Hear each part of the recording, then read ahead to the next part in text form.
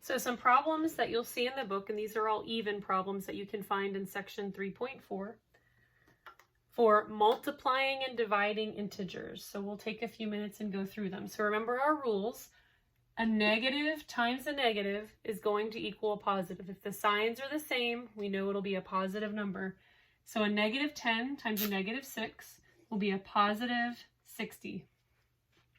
If the signs are different, we know the answer will be negative. So we have a negative and a positive. Negative 28 divided by 7 will equal a negative 4.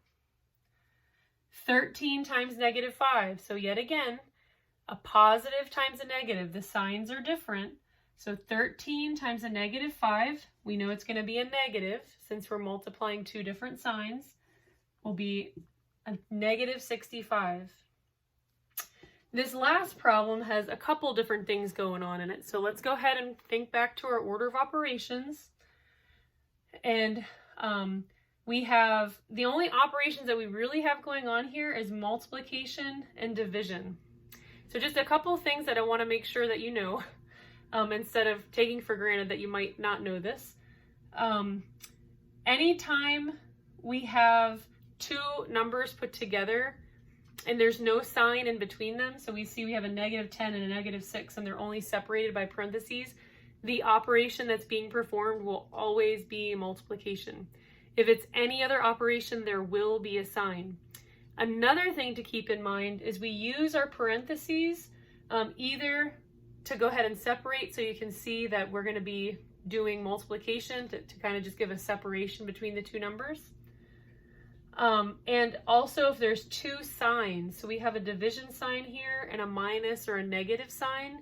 So if there's two signs back to back, we use our parentheses to go ahead and kind of separate those signs. All right. So now we have multiplication and division going on. So remember, in our order of operations, multiplication and division happen at the same time. You just read from left to right, and whatever operation comes first, you do it as it comes, as you just read the problem from left to right. So we're going to do negative 8 times negative 6. So a negative times a negative is going to equal a positive. So negative 8 times negative 6 will be a positive 48. Divided by this negative 4. So we kind of crossed that out. We did it and we just brought down this negative 4. And because there's two signs, a division and a negative, we can keep that in parentheses.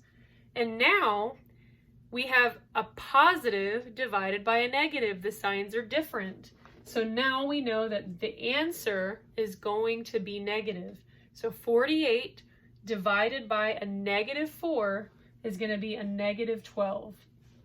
So these are just a few examples to get you started on the homework. There are some problems that are a little bit more complicated than these, and they utilize exponents, multiple sets of parentheses, other operations.